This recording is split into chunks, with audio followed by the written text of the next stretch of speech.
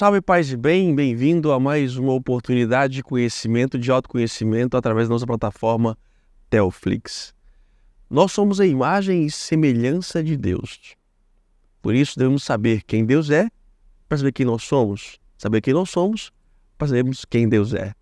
A capacidade que nós temos é diferente de toda outra criação. Nós temos a capacidade de raciocínio, de pensar. Nós não somos meramente instintivos, como a natureza o é. Nós não. Temos que aprender a lidar com as nossas emoções. De conseguir controlar os nossos instintos. Aí sim, nós seremos livres. Por isso, pensando sobre isso, nós trouxemos aqui a oportunidade de refletir sobre as nossas emoções. Como nós podemos trabalhar e conhecer melhor quem nós somos. Eu não sei se eu fiz uma boa opção. Olha onde eu estou. Eu vou ser analisado aqui. Conosco, alegria, Ângela Ábido. Mais uma vez, obrigado. Padre, é sempre um prazer estar aqui, porque a gente combina muito, não é verdade? Eu não sei se vai ser uma boa opção, um bom curso. Talvez para você será, agora para mim vai ser difícil. Vou ser analisado. Dona Ângela Ábido baixou aqui agora. Aqui, ó, olha aqui. Olha aqui, olha aqui. Olha aqui, olha aqui. O cenário foi escolha do senhor, né? Foi minha escolha. Nosso objetivo aqui hoje, então, Ângela, nesse curso, pequeno curso, será? O autoconhecimento, padre, para que nós possamos lidar melhor com a vida. A gente observa no dia a dia que tem pessoas que tiram de letra algumas situações e outras fazem da mesma situação um cavalo de batalha. Mas a introdução do senhor foi muito importante. Por quê? Muitas pessoas olham o conhecimento através da psicologia. É bom, é ótimo, só que ele tem um foco, o eu. Quando a gente, a partir da espiritualidade, a gente faz essa avaliação, o nosso foco é Deus. E isso muda todo o contexto. Então, é importante e a gente vai discutir sobre isso aqui. Nosso objetivo, então, é tentar lidar, conhecer o que passa aqui por dentro de cada um de nós, nossos sentimentos, nossas emoções, nossas reações, como lidar com isso. Somos diferentes. A pluralidade é um dom de Deus, é uma graça de Deus. É preciso conhecer os códigos de cada um, o sinal de cada um, a linguagem de cada um, para que você possa evoluir. E ninguém é pior ou melhor do que o outro. Nada disso, isso que nós vamos ver aqui hoje. Cada um tem um jeito, um estilo. Eu tenho que entender quem eu sou. O problema é quando eu quero ser o outro quer ser o que eu sou, e a confusão acontece e as frustrações se manifestam. Ô padre, um bom exemplo é um celular.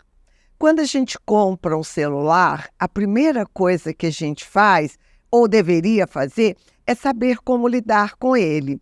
Então, tem pessoas que compram um super celular e ele não serve para nada, só para atender telefone. Outras pessoas compram um celular, às vezes não tão potente, mas usa tudo que tem. Nós somos um celular e hoje nós vamos aprender a usar o celular que nós somos. Então, nós pegamos como base, Alessandro, consegue dar um foco aqui, Alessandro? Não sei se consegue. De base, nós temos esta obra aqui, os 8 temperamentos, não é isso?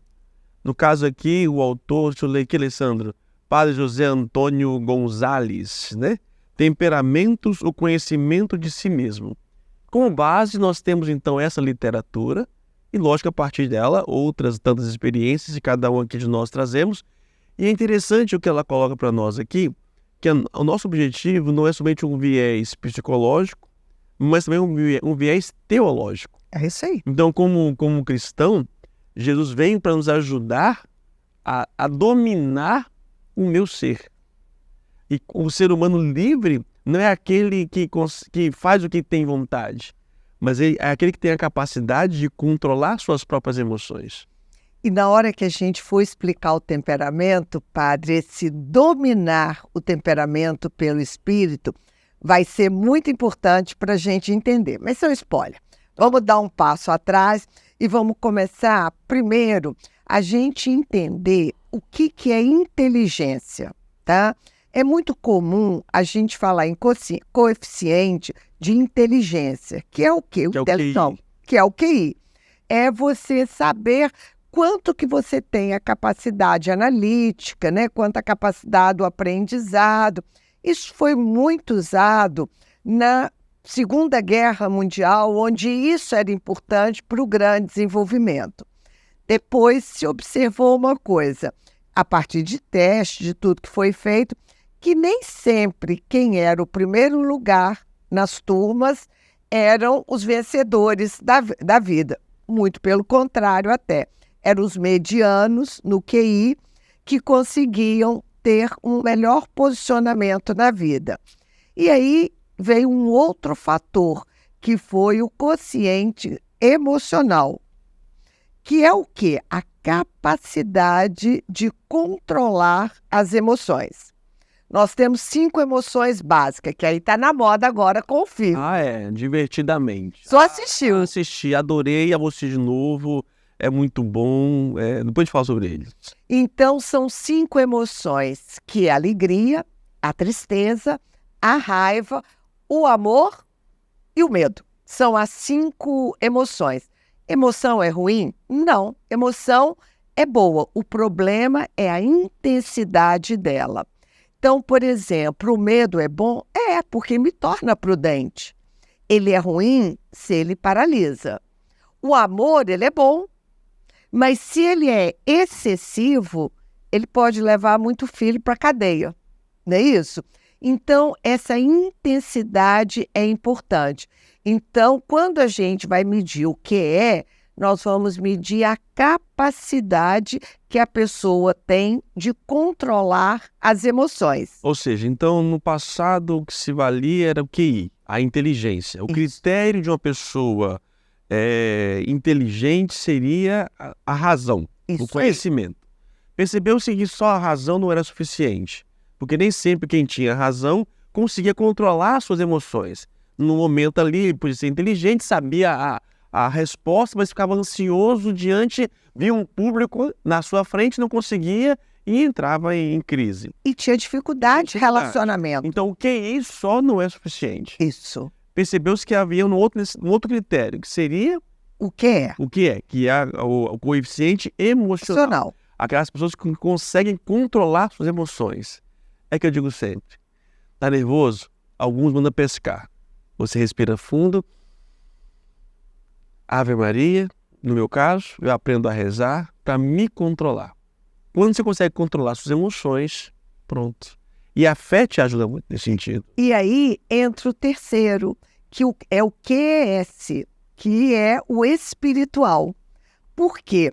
Começou a se perceber há 10 anos atrás que as pessoas que têm uma espiritualidade, elas conseguem transcender o momento que elas estão vivendo e trabalha melhor sobre as emoções e sobre a inteligência. Ok? Então tá bom. QI, passei por ele. Não sou tão ótimo, mas... O que é suas emoções? Conhecê-las, né? Sim. Saber que elas existem e dominá-las.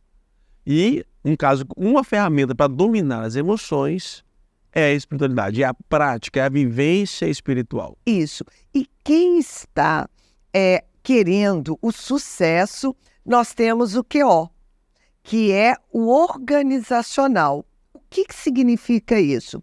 Não é só para a empresa, para quem vive dentro da igreja, para quem vive num grupo. Como é que funciona a instituição?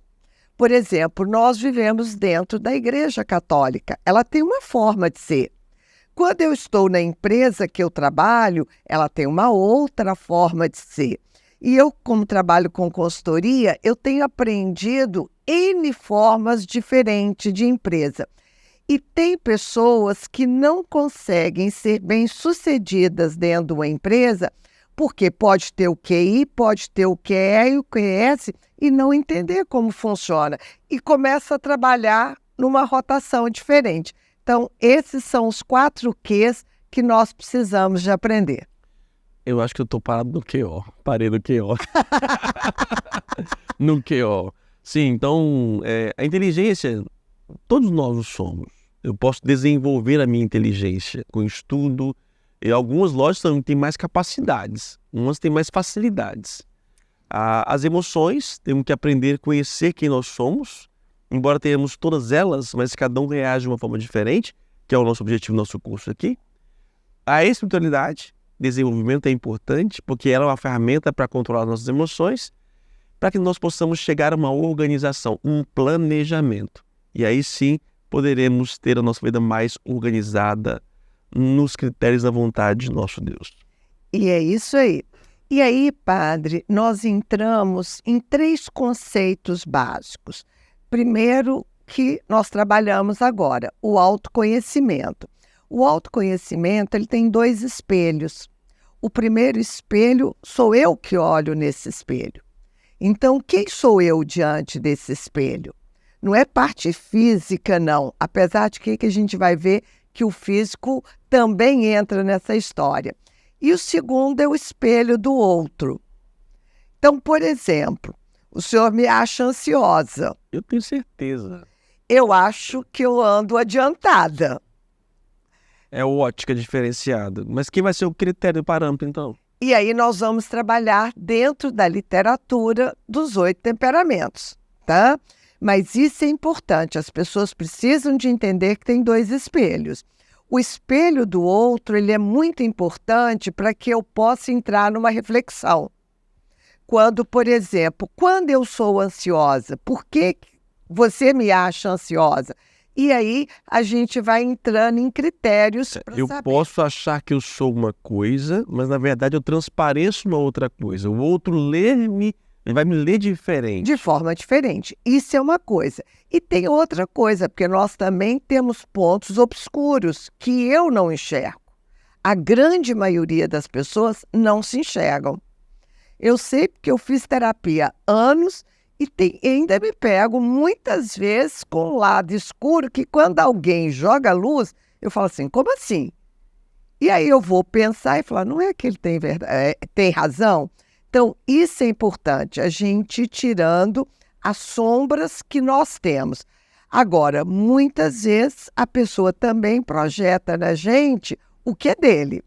Então, essa separação faz parte do autoconhecimento. E esse autoconhecimento, ele vem por situações de que a vida que eu tive interfere no meu ser. O lar que eu fui criado, o pai e a mãe, as pessoas que fizeram parte da minha estrutura, é a minha história de vida que vai me ajudar a entender quem eu sou. Eu vou me conhecer. O meu conhecimento vem pelo conhecimento divino, sou escolhido por Deus, mas ao entrar neste mundo eu tenho fatores que interferem na minha própria natureza. E eu tenho que tomar esse conhecimento. Por que eu ajo assim? Por que eu sou assim? Às vezes porque vem de dentro de mim, mas tem coisas que vêm de fora que me interferem. E aí, padre, nós falamos que para se conhecer, nós temos 3 itens. Primeiro é o caráter, que o senhor já disse, é todo o processo educativo. E nesse processo educativo é importante, padre, as pessoas entenderem que 2 crianças criadas no mesmo lar fazem leituras diferentes. Eu acompanhei um caso que foi assim, marcou a minha vida profissional, de gêmeos, ou seja, nasceram no mesmo dia, da mesma barriga e foram criados no mesmo instante da família. E o pai era alcoólatra e batia muito nos gêmeos. Um gêmeo tomou uma decisão, e a gente toma decisão de 0 a 7 anos, ou seja, nossa condição de decisão... Personalidade é esse período. É isso, é caráter. Esse é o caráter. E aí ele toma uma decisão, o seguinte, quando eu crescer, ninguém bate em mim, eu bato primeiro. Depois eu vou ter um gerente numa empresa extremamente agressivo. O outro irmão trabalhava na mesma área e tinha... diante da vida, ele tinha tomado uma decisão. Isso que meu pai faz é uma covardia. Eu nunca vou bater em alguém. E eu tinha um gerente passivo. Precisamos de voltar na história dos 2 e entender que de 0 a 7 anos, eles tomaram decisões com o radar que não era o melhor radar. Você concorda? Sim, mas o que faz cada um tomar uma decisão diferente? Isso é uma questão que entra no caso. É o caráter. A forma educacional de cada Mas um. se os dois foram no mesmo lugar, mesmo ambiente, mesmo tudo, o que faz um para um lado e para o outro? Porque cada um tem uma visão do problema de forma diferente. Um olha aquilo como covardia. O outro olha aquilo como ninguém só me bate porque eu sou pequeno. Quando eu for grande, não me bate mais. Então, isso forma o caráter. Isso são as decisões. Eu e o senhor, diante da mesma situação, reagimos diferente, não é verdade? A partir de um... Como é que eu vou falar? A pessoa tem um radarzinho que leva ele a pensamentos diferentes, senão nós seríamos iguais. É o que o livro fala de temperamento? Não. Não, tem uma coisa que é nata. O que é nata? Temperamento é nato. Isso que eu estou falando com o senhor. Caráter educacional. É história de vida. Caráter eu aprendo. Eu aprendo. O meio me ajuda a formar meu caráter. É a minha história de vida e a decisão que eu tomo em cima da minha história. Caráter. Ok? Temperamento é nato.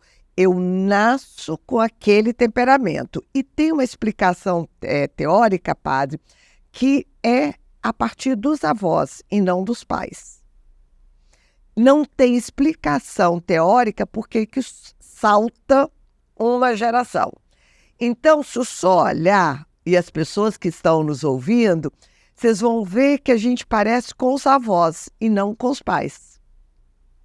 Então, isso é hereditário. Os pais é a biologia, talvez, e genética, e os avós é o temperamento. Ok? E aí é transmissão de neurônios, né? Então, e lembrando que nós temos 4 avós.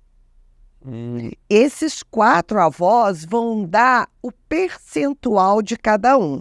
Então, por exemplo, vamos olhar os irmãos.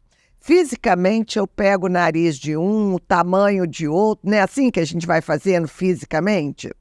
Os irmãos não são todos iguais. Eles pegam características físicas diferentes.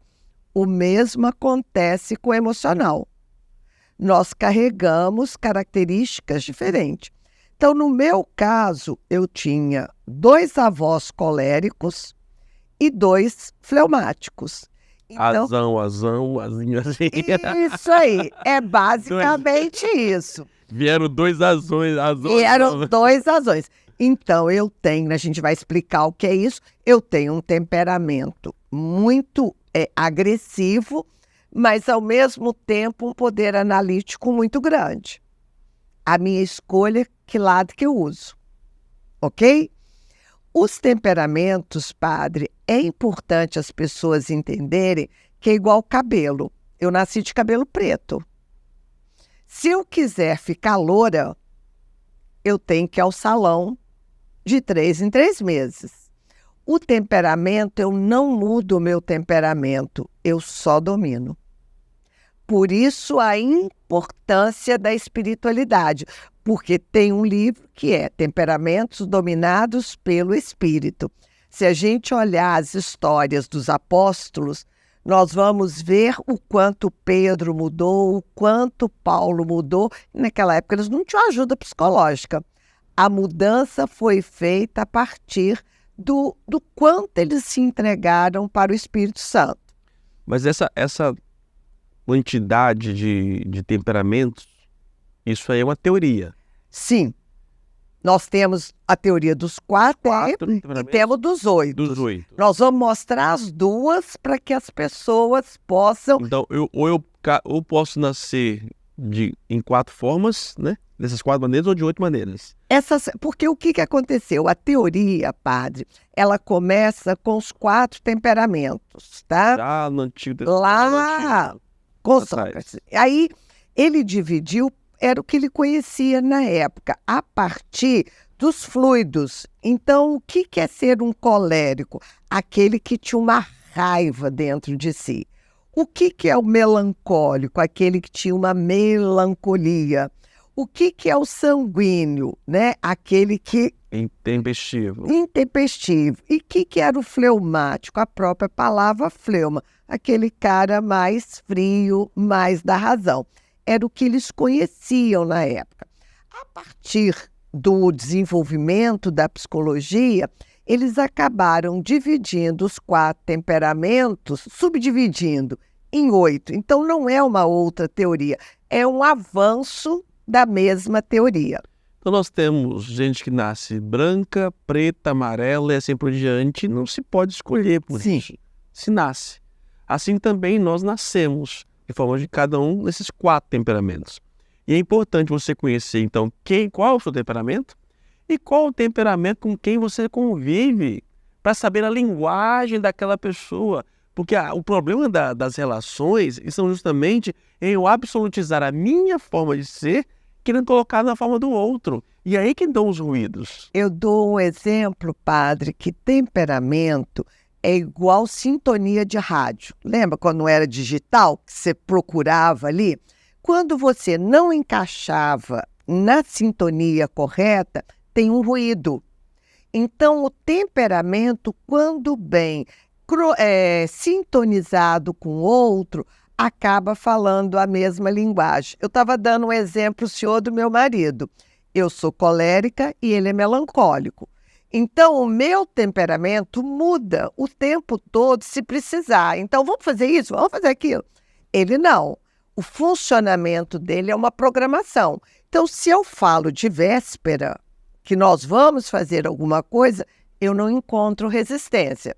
Mas se no momento eu falar, vamos fazer agora, ele para e fala, não, eu tenho uma agenda. Então, isso é uma sintonia que a gente vai aprendendo a lidar com o outro. E tem um terceiro item nosso. Caráter, temperamento e personalidade. Dentro desta teoria, porque cada teoria da psicologia usa um termo para personalidade. Dentro desta teoria, personalidade vem da palavra persona, em grego, que significa personagem, por causa das máscaras que os gregos usavam. São as máscaras que nós usamos. Por exemplo, né? Nós estamos aqui com uma máscara, o senhor concorda? Talvez se a gente estivesse sozinho, nós íamos estar rindo sentado no chão, não é verdade? Porque a gente é meio doidinho. Vai lá. Tá?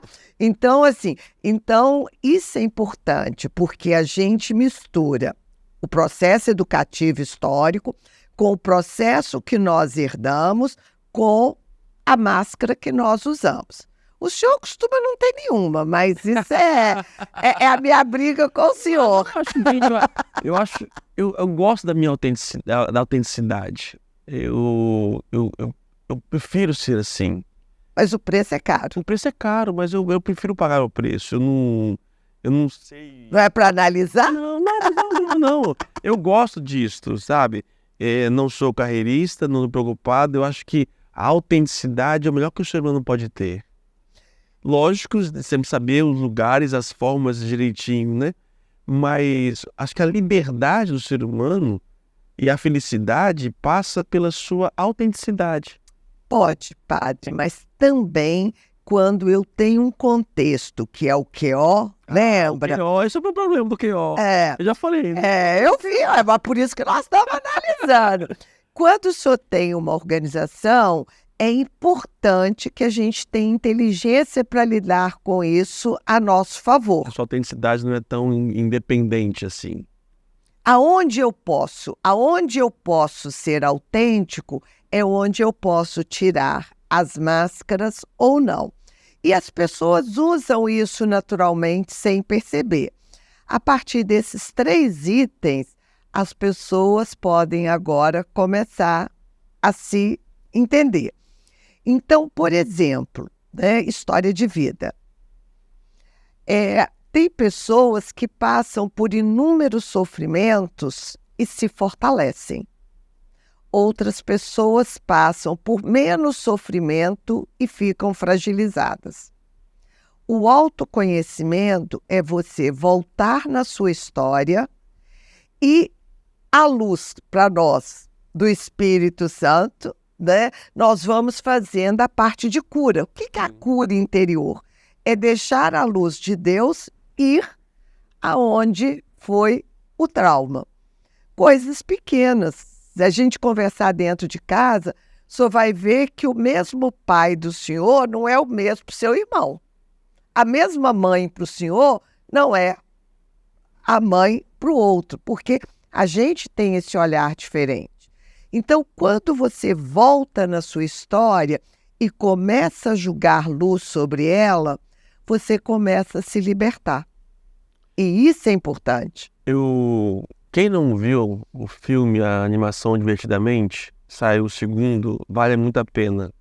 Eu acho que a primeira vez que eu vi o primeiro filme, eu fiquei impressionado, e o segundo agora também.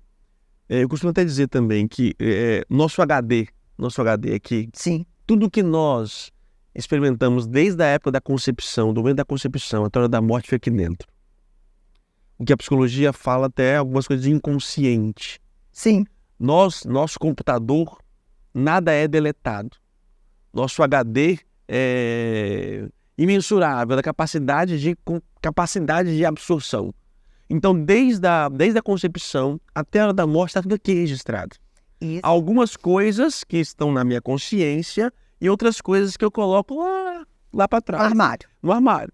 E algumas coisas são gatilhos, que a gente chama, né? Que tocou, vem aqui à tona. E se não bem resolvido lá atrás, isso me dá um mal-estar. E eu não sei o que está dando um mal-estar hoje, porque uma cena hoje me remeteu a uma situação do passado que me compromete. E eu vivo isso, essas aflições por isso. A oração de cura, na verdade, é ir lá atrás e curar. Onde é a ferida? Onde foi a ferida? Tomar consciência daquela ferida. E uma ferramenta interessante, não sei se você gosta muito dela, é a ADI. Amo. A ADI, eu descobri isso no seminário, né, da seminarista, abordagem direta ao inconsciente. É uma técnica desenvolvida, não muito ainda aceita como estudada, mas bem conhecida, que é você fazer uma análise, uma ajuda à pessoa, ajudar a pessoa a ir ao seu inconsciente, estando consciente, e buscando entender a leitura, fazer uma leitura correta, e não a leitura do que eu percebi da situação. Eu vou dar um exemplo simples que aconteceu comigo. No meu momento de parto, minha mãe e minha família dizia que eu nasci rindo. E todo mundo dizia que eu era muito sorridente, que meu sorriso faz a diferença, porque eu nasci sorrindo. E quando eu fiz a regressão, na realidade, a minha mãe, meu pai estava no momento do meu parto, e eu era a terceira menina. E ela queria dar um menino para ele, o que é normal. E veio uma menina, e ela não me deixava nascer. Inconscientemente, ela me segurava. Quando eu consegui nascer, na regressão foi nítido a minha fala, eu venci. Olha o meu sorriso. Na realidade, era venci. E isso trouxe, em consequência da minha vida, algo muito concreto, que era o quê? Um modelo mais masculino, um modelo mais agressivo, porque eu queria inconscientemente atender o desejo da minha mãe. Mas você poderia fazer outra leitura. Eles não me querem, e entrar num buraco de uma depressão. O que fez você fazer uma outra escolha? Uma outra leitura. Porque, assim, muitas pessoas que não foram aceitas na sua gestação, elas trazem seus traumas. E elas trazem as suas dificuldades de progredir na vida. E quando você volta lá atrás, está lá. Tentativa de aborto, não foi querida, não foi aceita. É tudo isso. No meu caso, a regressão mostra que quando me colocaram no colo do meu pai, uma luz de amor foi tão grande que eu senti aquilo de uma forma que me acompanha até hoje, que eu tenho autoestima desse tamanho, não é isso que a gente brinca? Porque não é um fato separado, né? Mas, em compensação, durante muitos anos eu tive dificuldade com a minha mãe. Até que eu entendesse que a reação dela foi normal. Talvez, se eu tivesse duas meninas, eu queria um menino. Tá claro isso, que não é um fato isolado? Eu gosto muito da DI, tá? Por isso na Bíblia fala, né, de abençoar muitas gerações, né? É importante as nossas gerações passadas. Eu acho muito importante isso. E a cura entre gerações. Até a 10ª. Até a 10ª, né? Então, ou seja, o que eu estou herdando. Então, quando eu entro nesse mundo, eu não comecei do zero. Eu estou trazendo, então é importante. E o que eu vou deixar para frente também, né? Eu posso quebrar aqui, tomar consciência disso e não continuar essa herança maldita, entre aspas, para outras que virão depois. E isso é importante, padre, porque tanto a parte espiritual quanto a parte psicológica mostra que nós guardamos até a 10ª geração, porque eu achava que isso era um número da igreja. Como 7 é perfeito, na realidade a psicologia mostra isso, que você vai voltando até a 10ª geração. Ô padre, eu acho que nós temos que parar por aqui agora, porque é muita informação. Então eu gostaria de deixar 2 deveres de casa pro pessoal, posso? Vamos lá. Primeiro, procure esses conceitos que nós falamos, se aprofundar, vai lá, procura, vê o que é temperamento, o que é temperamento dominado pelo espírito, o que é caráter, tudo que nós falamos aqui. E, por favor, escreva num papel a sua história de vida. Nós chamamos na igreja de holocausto. O que é holocausto? Não conhece a técnica do holocausto? Olha, você escreve a sua história com todas as suas dores, desde que seus pais se conheceram. Queima, escreve de novo. Queima, escreve de novo. É impressionante, padre, que a cada vez que o senhor queima, faz o holocausto, quando o senhor escreve, aquela dor já não tem a mesma intensidade. Quando que para de queimar? Quando já não sente dor mais. Interessante. Esse é o exercício. Esse é o exercício. Falando da ADI, existe aí, você pode procurar também a abordagem direta ao inconsciente. Tem alguns psicólogos, alguns profissionais que atendem, que fazem. É uma abordagem ao seu inconsciente e você consegue ir a gerações passadas. É uma coisa, a princípio, irracional, né? Mas é verdadeiro. Se for olhar para a razão, você separa, não consegue. Então, eu lembro da minha ADI, da minha abordagem, eu consegui ir na infância da minha mãe. E você consegue ir em outros lugares, já que estão até a 10ª geração, porque ali começa a formar o seu temperamento. Porque os neurônios têm memória. É por isso que a gente consegue. Então, tecnicamente, para saber o porquê. Temperamento, nós nascemos com ele, herdados dos nossos antepassados. Caráter, a gente forma com a nossa realidade. E dependendo das duas coisas, eu ponho uma personalidade, que é a minha máscara. Que é a minha máscara. É isso aí, é a forma de lidar com o mundo. Aguarde, porque no próximo episódio estaremos trabalhando os 4 temperamentos. E eu vou ser analisado. Aqui, ó. Tô no divã aqui, ó. Ela quis esse momento. Tô realizada. Vai ser publicamente, tá bom? Até a próxima.